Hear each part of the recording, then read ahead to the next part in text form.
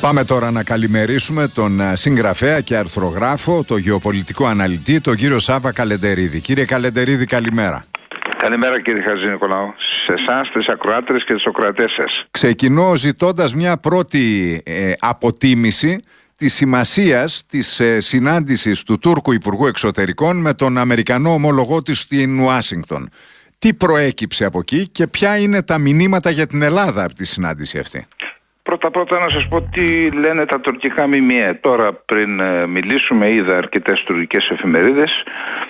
Σχεδόν πουθενά σε καμία δεν υπάρχει πρωτοσέλιδο για την επίσκεψη. Και τη θεματολογία βλέποντας, πουθενά δεν υπάρχει. Η Χουριέτη έχει μία αρθρογράφος ένα άρθρο, το οποίο είναι στην ουσία ομολογία αποτυχίας της επίσκεψης Τσαβούσογλου. Να πούμε τι προέκυψε από αυτήν την επίσκεψη.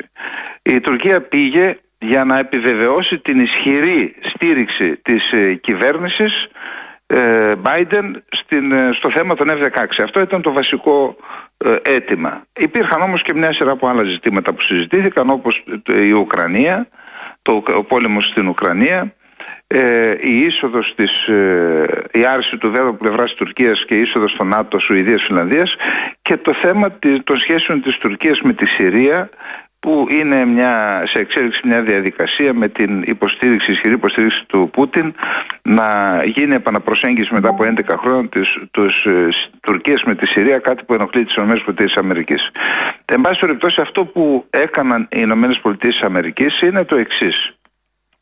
Διασύνδεσαν το θέμα της παραχώρησης άδειας για την πώληση των F-16 με την άρση του βέτο από πλευράς της Τουρκίας.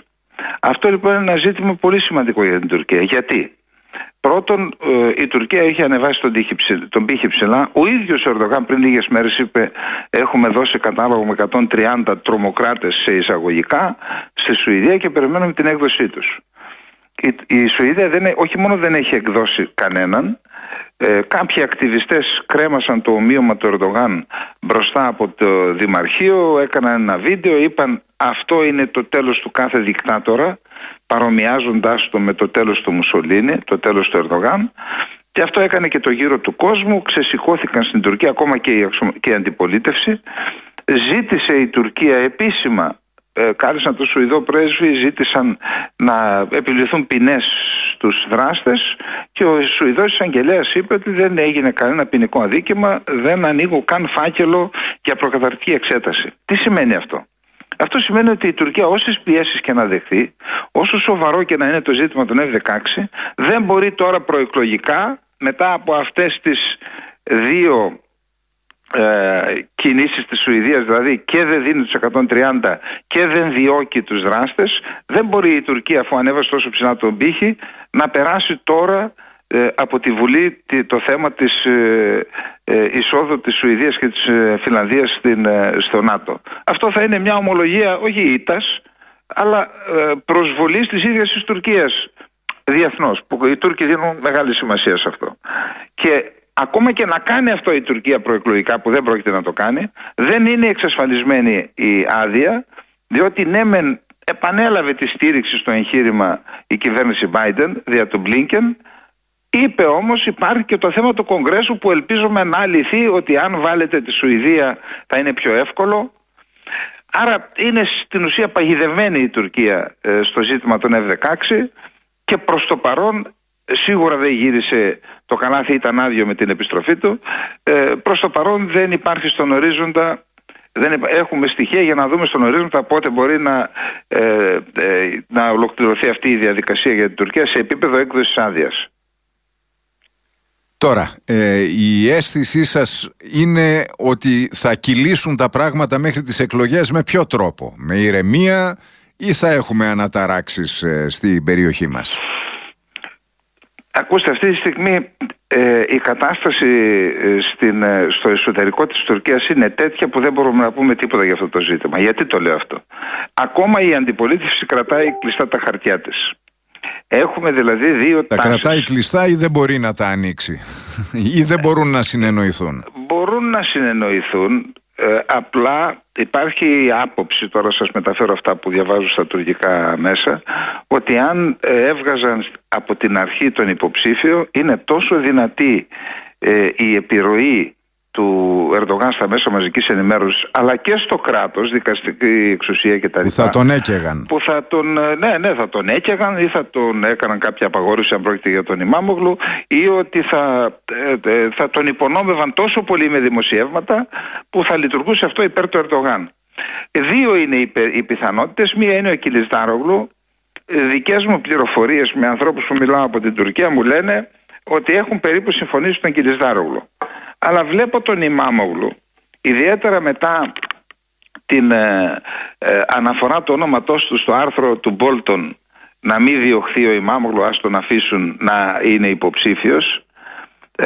Τώρα διάβασα πριν από λίγο στην Γενή Σαφάκ, που είναι η ναυαρχίδα στα μέσα μαζικής ενημέρωσης του Ερντογάν, ότι ο Ιμάμογλου βγαίνει στην Ανατολή σε μια προεκλογική εκστρατεία. Τώρα, το να βγει μόνος του και να κάνει κάτι τέτοιο το θεωρώ περίπου απίθανο. Δεν μπορεί να βγει χωρίς στήριξη κόμματος, όσο δημοφιλής και να είναι. Άρα υπάρχει αυτή η πιθανότητα, είτε ο Ιμάμογλου είτε ο Κιλισδάρογλου. Όσο είναι αυτό σε εξέλιξη, θεωρώ ότι δεν θα πειράξει ο Ερντογάν οποιοδήποτε θέμα, είτε στο εσωτερικό είτε στο εξωτερικό. Περιμένει στη γωνία να δει ποιος θα είναι ο αντίπαλός του. Από εκεί και μετά, επειδή είδα και τις τελευταίες δημοσκοπήσεις, ξέρετε κύριε Χατζηνικολάου, έστω και ότι έκανε κάτι πολύ θεαματικό με την Ελλάδα, δεν είναι σε θέση αυτό να ανατρέψει την κατάσταση. Το είχε ξανακάνει ο Ερντογάν το 2015, όταν δεν πήρε πλειοψηφία στη Βουλή. Οι Κούρδοι είχαν πάρει 13,1% και τους στέρισαν την πλειοψηφία. Τι έκανε? Υπήρχαν συνομιλίες τότε μεταξύ της Τουρκίας και των Κούρδων για ειρηνική επίλυση του Κουρδικού, που διαρκούσαν και αρκετά χρόνια.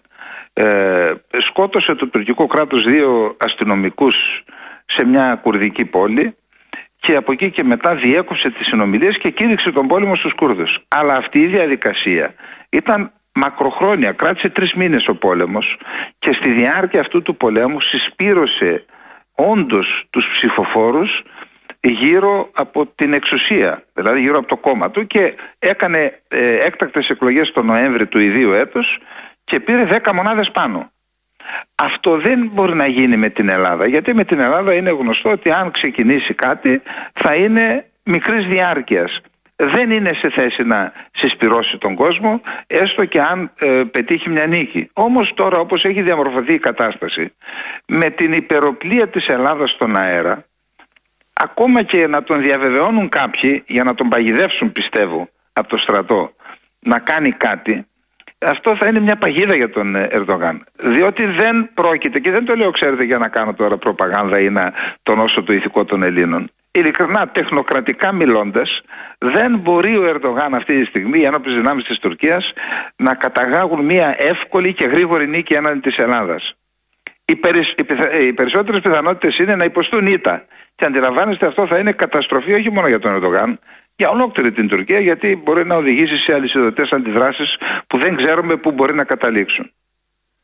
Ευχαριστώ θερμά τον κύριο Σάβα Καλεντερίδη, το γνωστό συγγραφέα και αρθρογράφο, για την ανάλυση του. Από τις λίγες φορές που δεν κάνατε καμία παρέμβαση. Σας άκουσα με πολύ ενδιαφέρον και πολύ προσοχή, και πρέπει να πω ότι σήμερα συμφωνούμε σε πολλά. Στη μεγάλη πλειονότητα δηλαδή των θέσεων που αναπτύξατε συμφωνούμε. Εντάξει. Να πούμε και μισή κουβέντα πριν κλείσουμε για το τι γίνεται με τη συμφωνία των Πρεσπών. Τηρείται από τη γειτονική χώρα, τηρείται από τη Βόρεια Μακεδονία, και σε ποιο βαθμό, κύριε Καλεντερίδη? Ακούστε, ρωτώ γιατί το έχουμε ξεχάσει το θέμα αυτό. Αν ήμουνα από την άλλη πλευρά, δεν θα την τηρούσα τη συμφωνία. Γιατί δεν φαίνεται από πλευρά της Ελλάδας καμία διάθεση να ανακοινήσει ένα θέμα της τήρησης, οπότε δεν θα την τηρούσα και θα ήμουν κερδισμένος. Διότι αν υπάρχουν κάποια θετικά για την Ελλάδα μέσα στη συμφωνία, όταν δεν τα τηρεί η Τουρκία, τα Σκόπια μέχρι να δύσει ο ήλιος, λέω, Όταν δεν τηρούνται από τα Σκόπια, από την κυβέρνηση των Σκοπίων και το κράτος, αυτά δεν έχει καμία επίπτωση και έτσι σβήνουν και τα όποια θετικά υπάρχουν στη συμφωνία αυτή. Και έχουν και ένα άλλο άλοθη, θεωρούν ότι αν καταργηθεί αυτή η συμφωνία, αν καταγγελθεί, τότε θα βγουν ενισχυμένοι στο διεθνές σκηνικό σαν σκέτη Μακεδονία. Αυτή είναι η άποψή μου και πιστεύω ότι σε αυτή τη λογική κινούνται και οι Σκοπιανοί, την κοινή λογική τουλάχιστον τη διαθέτουν. Ευχαριστώ κύριε Καλεντερίδη, καλημέρα σας. Να είστε καλά, καλημέρα.